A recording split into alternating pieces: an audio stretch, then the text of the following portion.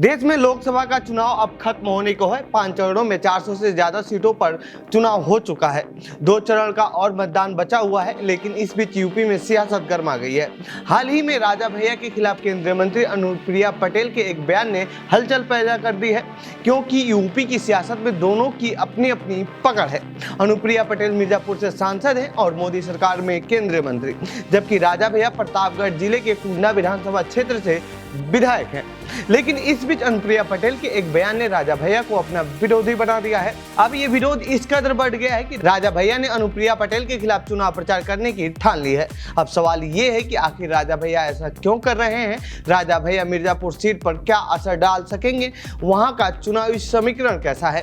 तो आइए सीट और सियासत के इस नए एपिसोड में जानते हैं इन्हीं सभी सवालों के जवाब।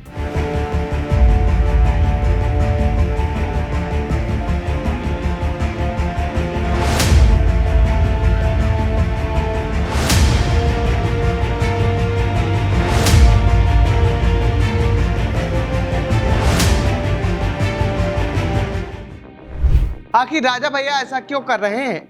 दरअसल 18 मई को कुंडा में केंद्रीय मंत्री अनुप्रिया पटेल ने एक जनसभा को संबोधित करते हुए राजा भैया का बिना नाम लिए ही निशाना साधा था। उन्होंने कहा था कि राजा अब रानी के पेट से नहीं बल्कि ईवीएम के बटन दबाने से पैदा होता है। अनुप्रिया पटेल के इस बयान की वजह से राजा भैया ने मिर्जापुर में सपा को समर्थन करने का ऐलान लगभग कर दिया है। पिछले दिनों उन्होंने पटेल के इस बयान पर पलटवार भी किया था और उन्होंने कहा था कि ईवीएम से जनसेवक पैदा होते हैं और वो भी सिर्फ 5 सालों के लिए। राजा भैया के इस बयान से साफ हो गया था कि बीजेपी को नुकसान होना तय है, क्योंकि राजा भैया का ठाकुर वोटरों पर अच्छी पकड़ मानी जाती है और खासकर प्रतापगढ़ के आसपास के इलाकों में। राजा भैया मिर्जापुर सीट पर कितना असर डाल सकेंगे? मिर्जापुर लोकसभा सीट पर अपना दल का कब्जा है, जहां से अनुप्रिया पटेल वर्तमान में सांसद है और फिर से मैदान में है। यह सीट बैकवर्ड बाहुल्य मानी जाती है, जिसमें पटेलों की संख्या ठीक ठाक है, इसीलिए अनुप्रिया पटेल यहां से चुनाव जीतने में कामयाब हो जाती है। लेकिन गैर पटेल मतदाताओं की संख्या भी काफी अच्छी है और जिस तरह से कोयरी मतदाताओं का रुझान सपा की तरफ बढ़ा है, यदि यहाँ पर भी यादव और कोयरी के साथ बिंद और मला एक साथ आ गए तो अनुप्रिया पटेल के लिए मिर्जापुर सीट पर जीत हासिल कर पाना आसान नहीं होगा। हालांकि पटेलों के साथ फॉरवर्ड वोट भी अनुप्रिया पटेल को ही मिल सकता है, लेकिन अब ये मुश्किल लग रहा है, क्योंकि राजा भैया ने अनुप्रिया के खिलाफ मोर्चा खोल दिया है और वो फॉरवर्ड वोटों पर अपना असर डाल सकते हैं, जिसकी वजह से अनुप्रिया पटेल चुनाव भी हार सकती हैं, क्योंकि सपा ने यहाँ से बिंद को अपना प्रत्याशी बनाया है और बिंद वोटर यहाँ पर बड़ी संख्या में है, जो अनुप्रिया पटेल को वोटर माने जाते रहे हैं। ऐसे में यदि बिंद एकजुट हो जाते हैं तो अनुप्रिया पटेल के लिए राजा भैया भी मुसीबत बन सकते हैं। कैसा है मिर्जापुर का चुनावी समीकरण?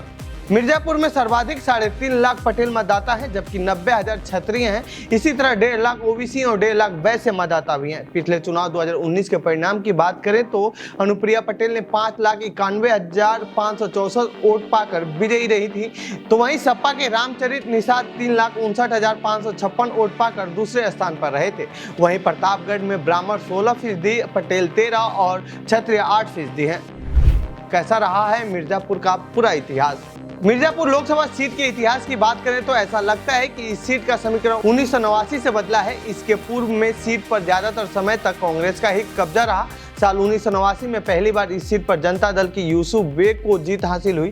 फिर 1991 में भाजपा के खाते में ये सीट गई। साल 1996 में फूलन देवी इस सीट से पहली बार सांसद चुनी गई थी। फूलन देवी इस सीट से 2 बार सांसद रही हैं। फिर रामरती बिंद भी इस सीट से सपा से सांसद रहे हैं। 2004 से 2009 तक इस सीट पर बसपा का भी कब्जा रहा है, लेकिन इसमें 2 लोगों को नेतृत्व का मौका मिला। 2009 में इस सीट पर फिर से समाजवादी पार्टी के प्रत्याशी बाल कुमार पटेल को जीत मिली, लेकिन 2014 और 2019 में अपना दल के कब्जे में यह सीट चली गई।